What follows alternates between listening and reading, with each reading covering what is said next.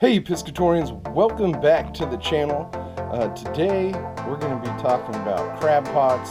This week in Washington, we're going to have our summer crab season open in the Puget Sound. And I was looking at a couple of my pots and they look like they've seen better days. I mean, they're still functional, but the vinyl coating and stuff's all rusty. So I thought I'd buy some new square pots and show you guys how I rig them up today. So if you're new to crabbing, this will be good for you. If you guys crabbed before, it's probably something you haven't seen before. But let's go over to the crab pots and I'll show you what we're working with. So guys, I went to my local fishing tackle retailer, which is called Sportco here in Western Washington. I picked up myself a new square foldable trap. They have them as inexpensive as $24. That's what I bought. They got a little bit bigger ones for $28, and then they got full-size pots, but they have all the crabbing stuff you need. The other stuff you're going to need are buoys. You can get those for around $8. Then you're going to need bait cages to put your bait in. You know, there's a variety of different bait cages, which I'll show you a little later in the video. But you kind of want to protect that bait, put some armor around it, you know, make the crabs work for the bait, if you will. You can just pin it on there, but they can pick it off easy. And once the bait's gone, the crabs are gone. So definitely a good idea to have a bait cage or something like that to put the bait in. You're going to go ahead and need, you know, leaded rope. They make it in a couple different diameters. I think it's like 5/16, and then they make it in another size as well. But I bought the 5/16 stuff, and you know, 100-foot rolls cost you around 12 or 14 bucks. And then also you're going to need a crab measuring device. They're like $3 to $5 here in Washington. A legal Dungeness crab is 6 1/4 inches. And the other thing I'll use are C-links, so I'm going to be showing you those here in a minute. Hey guys, if you're new to the channel, my name is Jerry. I'm the Piscatorian. Now would be a great time to hit that subscribe button. Join the Piscatorian family. Also, if you find today's video informative, please hit that like button. Share it with your family and friends. Now I'm going to go show you the old crab pot. It's not in horrible shape, but I just felt it was time for a new one, and then we're going to show you how to set that new one up. Alright guys, so here's the old square crab trap. It's actually not in, too bad a shape, other than, you know, the coating and stuff is peeled off. And I've had this for about 6 years, so it's not bad for 23 bucks or 25 bucks, but you know, I figure why not get a new one that's a little bit better coated. One thing I probably wouldn't get is I got a 4-way harness with the carabiners, and you see what the salt can do to them. And you know, I hose these off afterwards and then just let them air dry, but still carabiners did not last over 6 years. I had to cut the straps off because yeah, that doesn't work. But Bomac makes one that's a plastic frame with like a stainless steel spring-loaded clip on it, so I would look at that one. But anyway, this is the old trap. Might see if one of my friends wants it because it's still fishable, but let me go grab the new one and we'll set it up. Alright, so here's the new trap. So they're pretty easy to put together. You just kind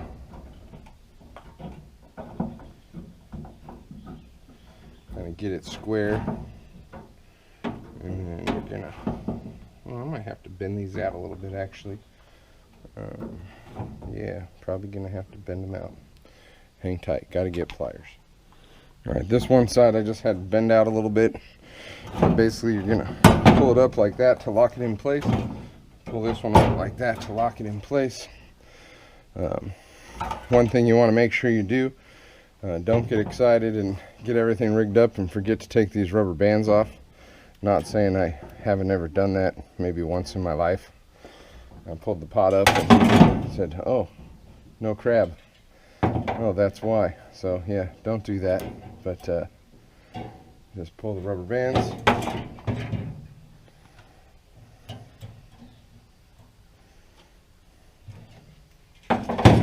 Last one here. That out.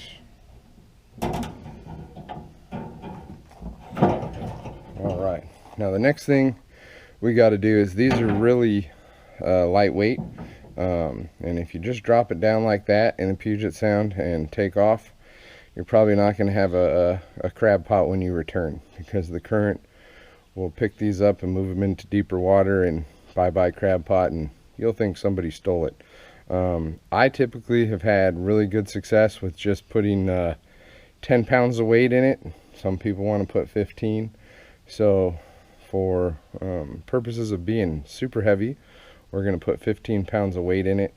Now there are companies that make you know, weights for crab pots, like Bomac has them, and I think they're, you know, 10 or 15 bucks, something like that. I go a little bit cheaper method. I head down to Walmart and I buy workout weights, so I'm going to show you those here. Basically, this is from the old pot, we can reuse them, but 2.5 pound weights, and then we got 1 5-pounder. So we're going to go ahead and put these in the corner and in the center. So we got our first one there. What you're going to need is good old zip ties. I'm using the 11-inch zip ties. You can get a 100-count bag for about 12-13 bucks. And basically, just going to bring this down through.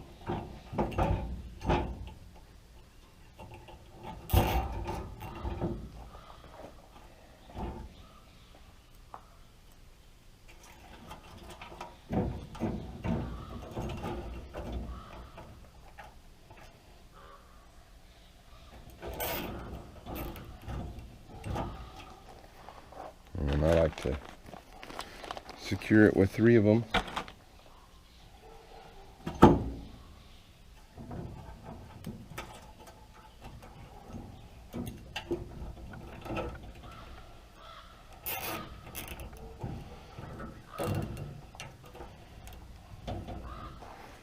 Just like that.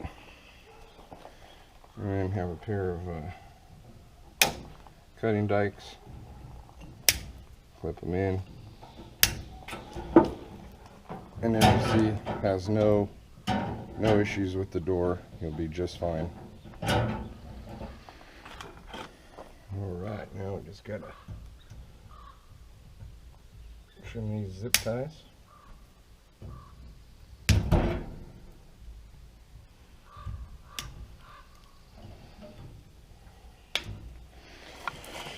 All right, now that pot has a solid 15 pounds of weight in it, and it shouldn't really go anywhere.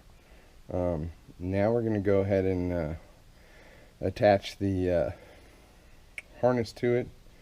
I already have that pre-tied because I'm just taking it off the old crab pot, but we'll grab that and show you what it looks like here. But this is the 4-way. As you see, it's got the stainless steel clasps on like a heavy duty plastic. Yeah, these are pretty cool, really easy. Just hook it around both pieces of the square cage there, and right there. And this one I'm going to leave open because we're going to put the rope back inside. But to give you the idea of, you know, basically how it works, this draws up like so, and then you pull it up, it pulls straight up like that.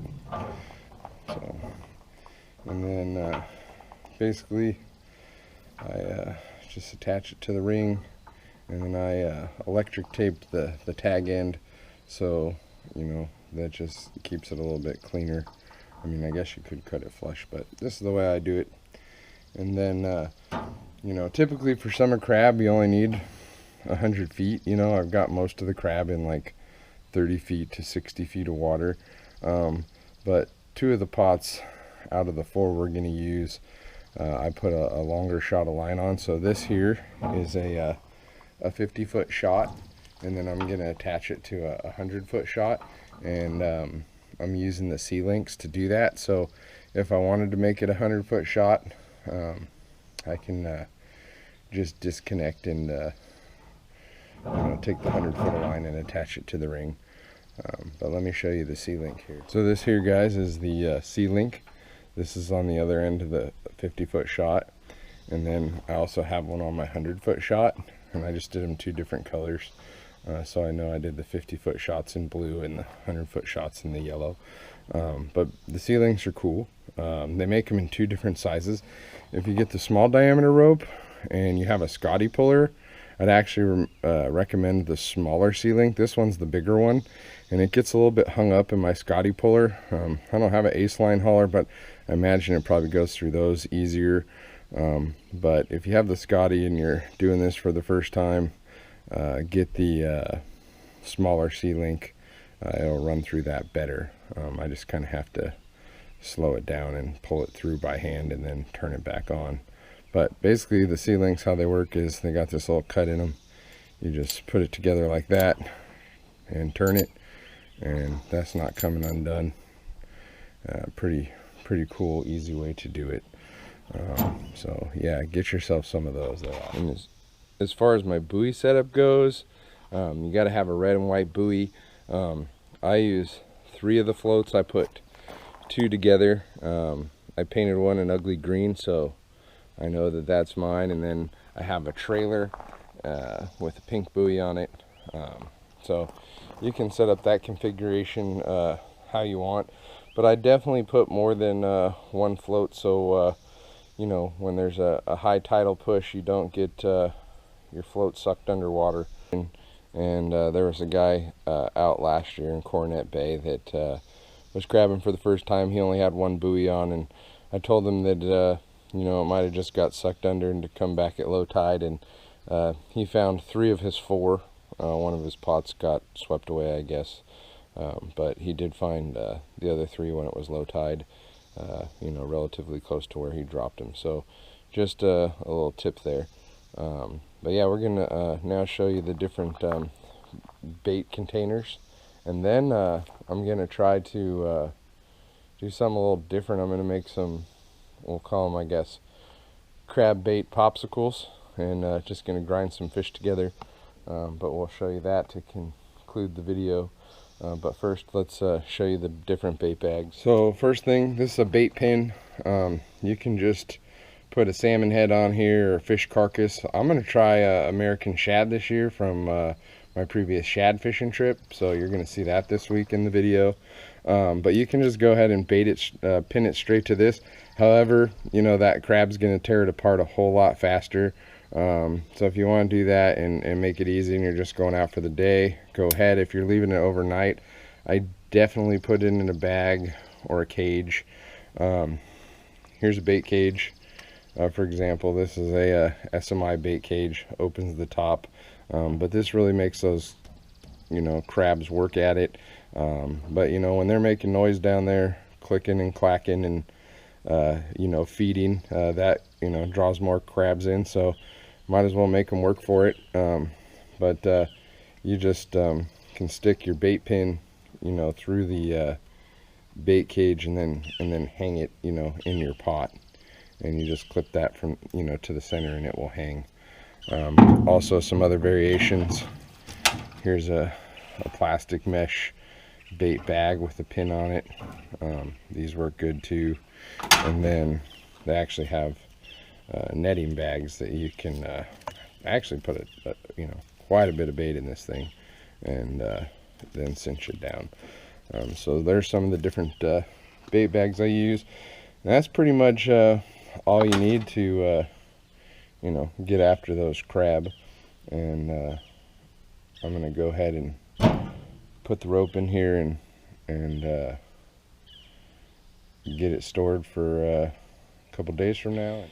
Alright guys, so we got the line and floats and crab cages, and or bait cages I should say, back into the crab pot. This is how I store them, and we're ready to go. So now let's go inside and make some crab bait popsicles. Alright guys, so I decided we'll make the bait out here, but basically what I'm gonna do is chop this fish and squid up and get it nice and pulpy, and then I'm gonna freeze it in some Tupperware containers, and then use it kind of like as a dispersal bait. But this is some fresh mackerel, which is nice and oily, sardines, and squid. And so I got the old Goodwill bait blender, but we're gonna go ahead and just chop this in small pieces, and hopefully the blender will take care of that. Never done this before, so kind of an experiment.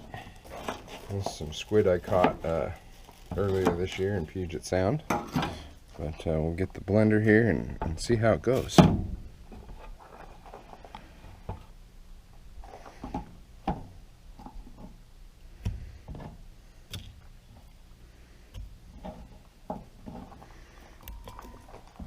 Nothing like a bait milkshake in the morning, right?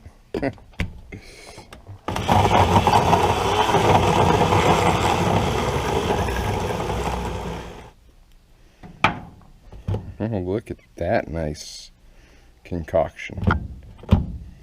Now, I have some leftover Popsicles crab and shrimp fuel from making my shrimp bait. And I know it's commercial stuff, but I didn't have any roe or anything, but I'm going to pour a little bit of this in here. Figure it can't hurt. But I just basically went to the local Asian market and tried to find what fresh oily fish I could find, and this is what I had. I think if you could get your hands on some tuna belly, or even some herring, if you have herring left over, that would probably work good too. But again, I've never set up this style of bait, but we're gonna see how it works this weekend.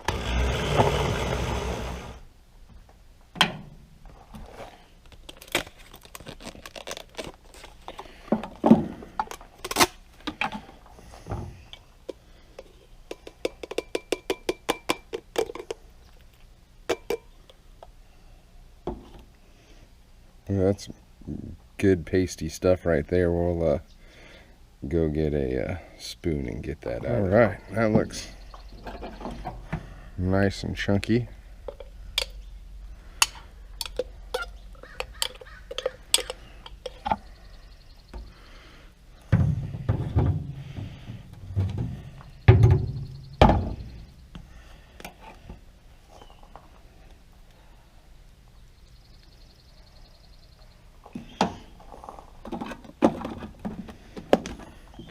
And basically we're just going to put a lid on that, freeze it, and then remove it, and stick that in our bait bag, and it's going to be a kind of a fish bait block, and we'll see if the crab like it or not. Hey guys, hope you liked today's video. Again, if you're new to the channel, please hit that subscribe button. I really appreciate all the support from the piscatorians out there. Looking forward to going crabbing later this week. Hopefully the bait block works. We've got the new crab pot all rigged up, ready to go. And hope you guys go out there this weekend too. Thanks for watching, and as always, tight lines.